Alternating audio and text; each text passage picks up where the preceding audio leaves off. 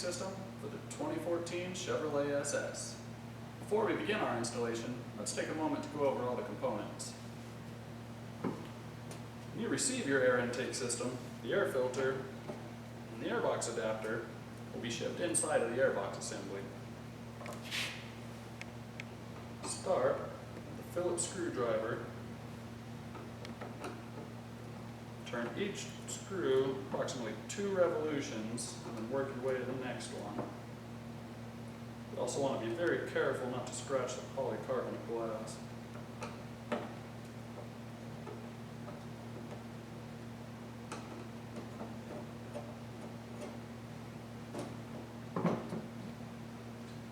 Okay, we have our air filter,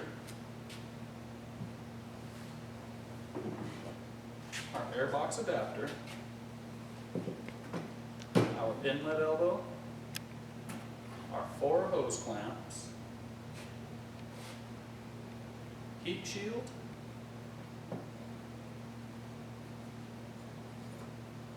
the airbox flange,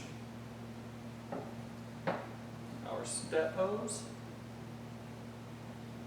our hump hose, and we have our small 90-degree PVC fitting, airbox spacer, the M6 bolt,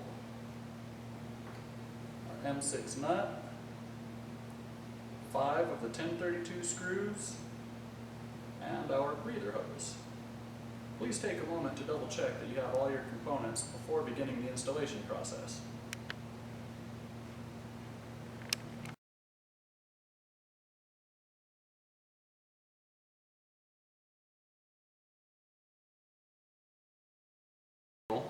We will start by removing the stock engine cover. To do this, grab firmly across the bottom and lift up until you feel it disengage. And the same on the back.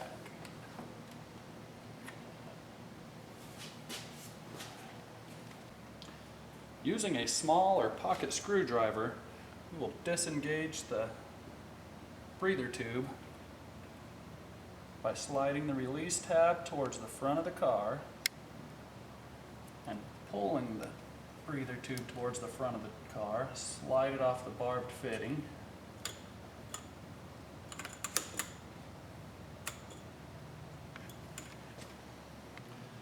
Now we're ready to disconnect our mass airflow sensor. To do that, you press down on this release tab and gently pull outwards. I like to tuck those aside, keep them out of the way.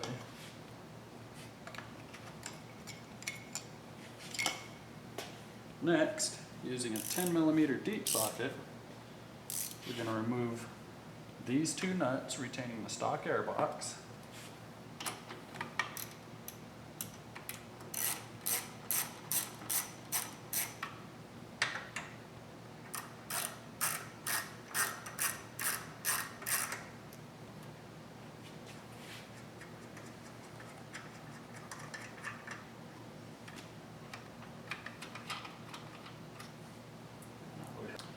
Okay, now switching over to a 7mm socket, we are ready to loosen the hose clamp on the throttle body end.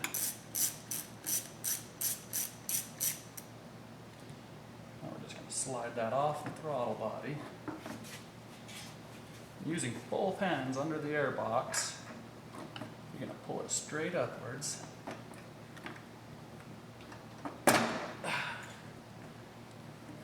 I'm going to twist and wiggle a little bit to get her out of there.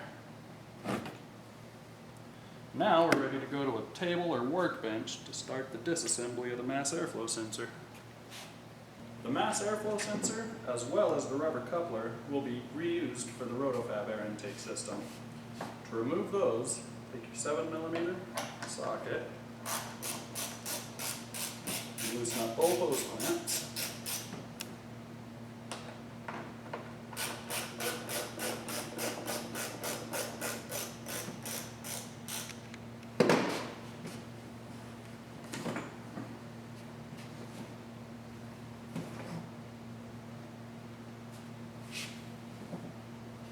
Set these aside for now.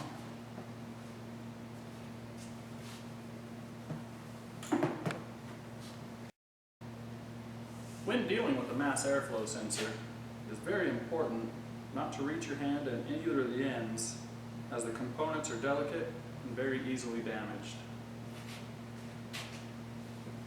Moving on to our rubber coupler, there's only one locator on these, and the head of the hose clamp should be opposite of the rubber tabs.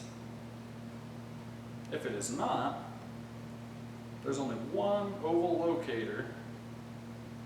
Using that as your reference point, take the hose clamp and spin it 180 degrees.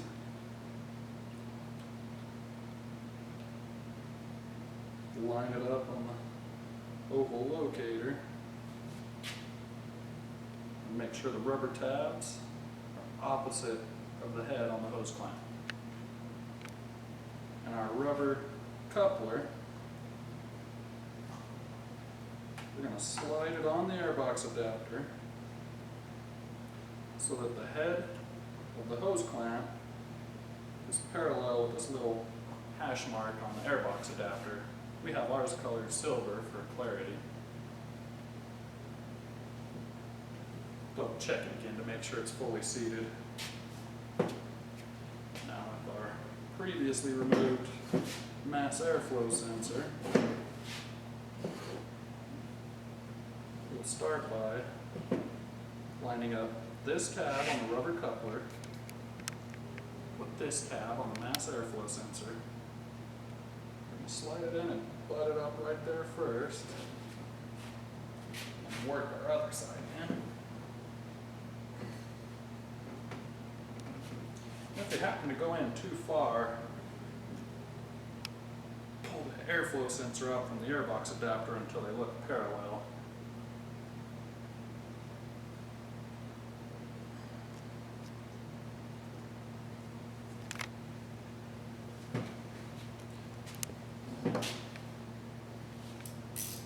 Once we're at that point, we'll take our 7mm socket and snug it up.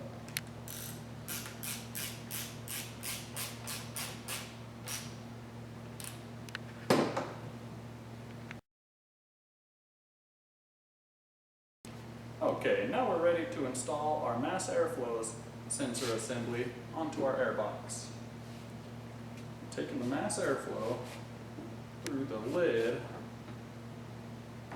we have a small relief notch cut in the airbox for the hose clamp.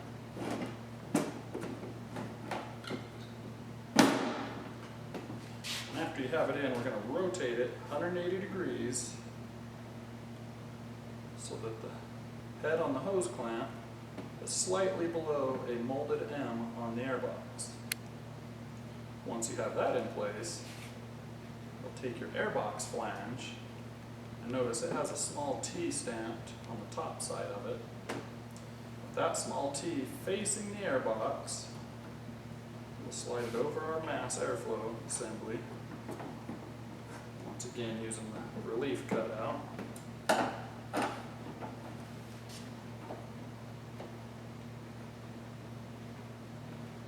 Then you'll rotate them until it's fully lined up. Taking your 1032 screws, start each one, make a couple revolutions just to get the thread started.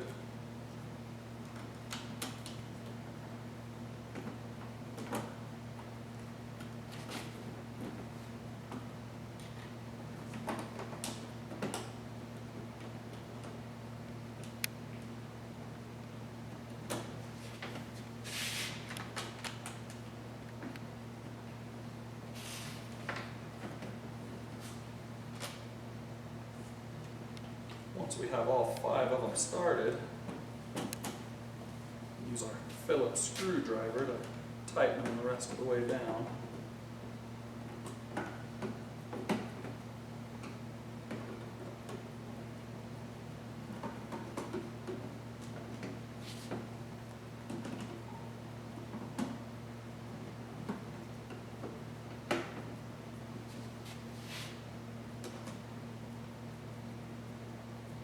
Always want to be careful that you don't slip off with your screwdriver and scratch your airbox.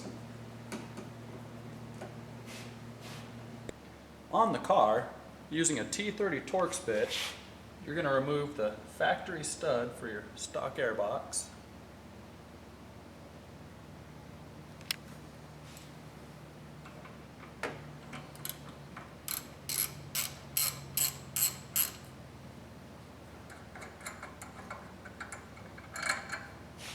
And then this is a simple but important step. You'll take your airbox spacer, slide it over this stud here.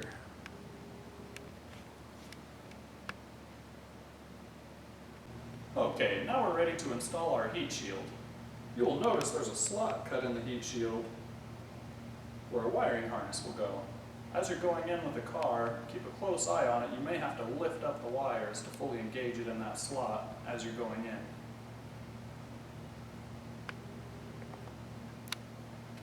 When installing the heat shield on the car, notice there's a reference mark on the back side.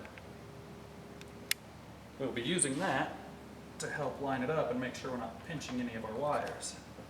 So by going on the left side of the washer tank fill neck, make sure it's fully seated on the frame rail down here. And as you're going forward, this is where you watch that notch to make sure your wiring harness is sliding through. When we look at our reference point, we want our reference mark to be in line with this factory hole. If it's not in line with that, there's a good chance you're pinching one of your wiring harnesses at the front of the heat shield. Now we're ready to start our inlet elbow pre-assembly. You'll notice on our inlet elbow, there's a small line molded in. Ours is painted silver for clarity. That's going to be our reference point for our small 90-degree breather fitting. As you're going into the brass fitting, the breather, note that the threads are tapered and not intended to bottom out. So once it starts snugging up, you'll go one more revolution until fitting is lined up with your little hash mark. Okay, now that we're ready to install our airbox on the car, I'm going to take a quick second to be sure your spacer is up on the upper mounting stud. Take your airbox. I have to jiggle it back and forth a little bit to get it to seat.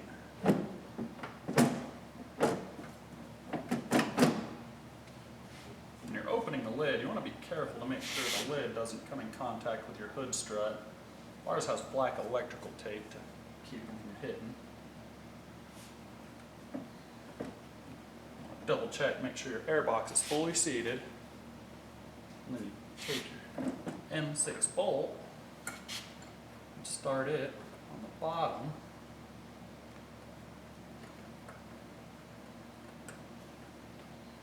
And the M6 nut goes in the corner up here on the upper mounting stud.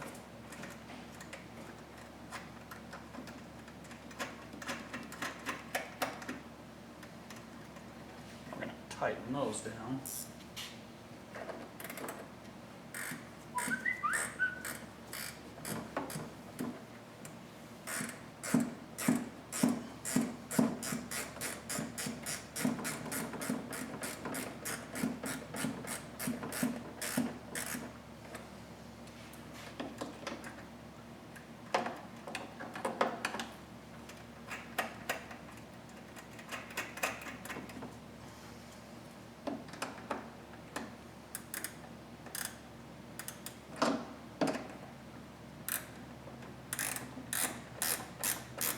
Once we got those snugged up, I want to plug in our mass airflow sensor.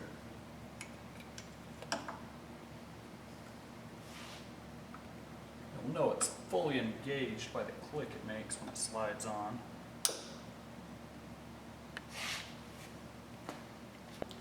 Now we are ready to install our air filter. Before we can do that, using your supplied alcohol wipe, I want to clean the inner flange of the air filter.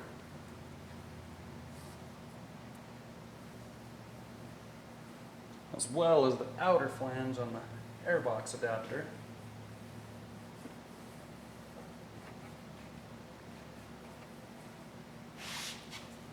Once you have that done, you want to make sure your hose clamp is clocked on the filter. like so.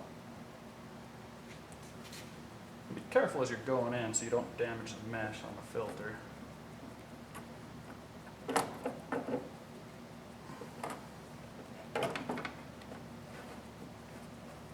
I'm going to make sure the filter's fully engaged in the Airbox adapter.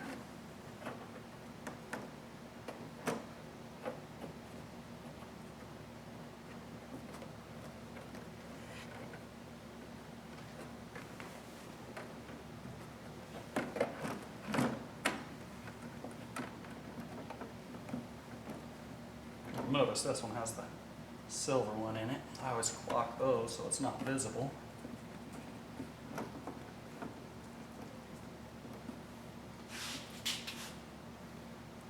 And using your number 8 socket, we're just going to snug up this hose clamp.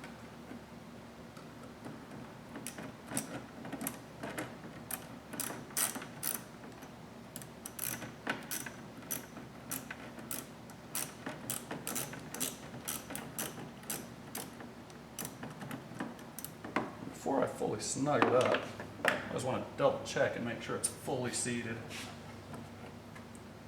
The closer your hose clamp is to the Airbox, the better it is. Hold it down there.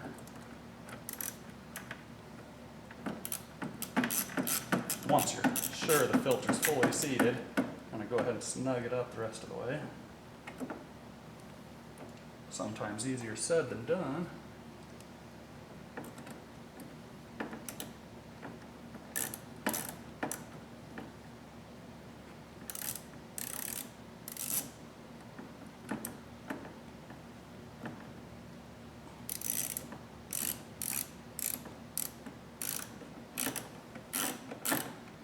Always be careful with these hose clamps. You don't want to over tighten them and strip them. And once the filter's on, just want to give it one more check to make sure it's fully seated. Always be careful not to grab the media itself, keep from damaging it. Okay, our next step will be to install our hose couplers. We're going to start with the hump hose. Take one of our hose clamps, and on the small end, we're going to slide that onto the mass airflow sensor. Always want to make sure your hose clamps are all facing the same direction. Using a 7mm socket, snug that up.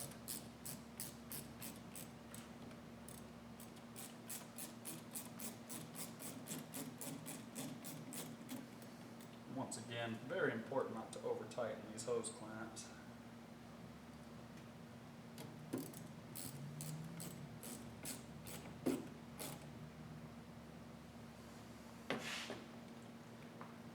Start with our step hose. You want to make sure you're on the small end with the hose clamp and it's clocked as shown so you can access it with your ratchet.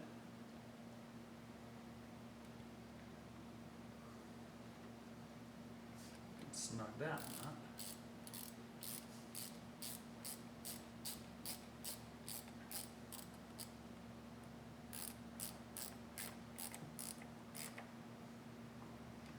At this point, I like to take the 2 remaining hose clamps and just slide them into position now. Get ready for our next step. Now for our next step, I want to locate our air inlet elbow, and with the side opposite of the 90-degree fitting, we slide into the hump hose, kind of work it back and forth as needed. And on the throttle body side, we start by engaging the top and bottom lip of the hose. Kind of work it in. Do this to ensure it doesn't pinch the hose underneath where you can't see it. Once the elbow's in location, take your 7mm socket, snug up the hose clamps.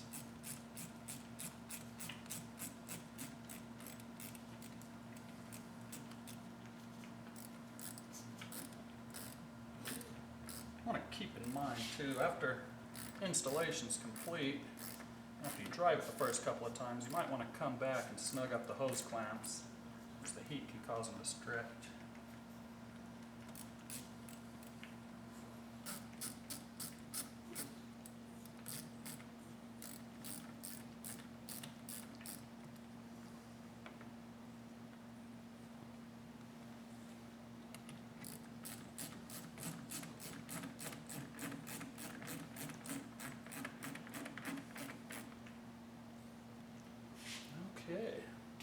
Okay, now that our air inlet elbow is in place, we are ready to begin the routing of our breather hose. You want to start by going on the left or driver's side of this taped wire, and you want to be above the convoluted loom down here. So we start by going in through the top.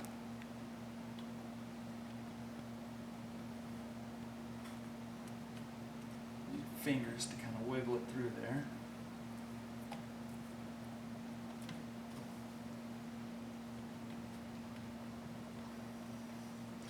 As long as you're on the right side of this taped harness, it should keep you a safe enough distance away from the belt. So slide it onto our 90-degree fitting. Up here on the top side, you want to make sure it's going underneath this taped wire. You want to engage it fully on the chrome nipple. Once that's done, we'll double check clearance for the serpentine belt and go along the whole hose just to make sure there's no kinks or anything that would stop the flow.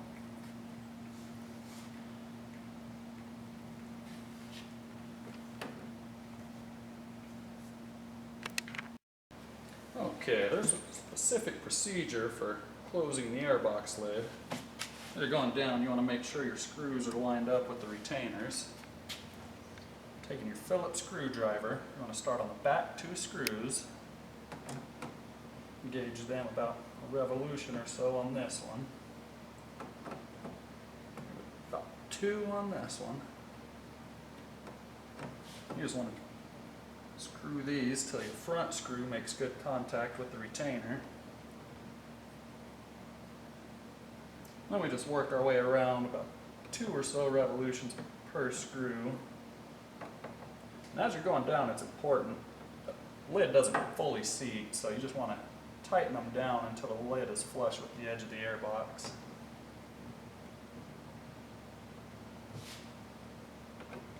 Also, remember the polycarbonate's really, really delicate. You don't want to scratch it.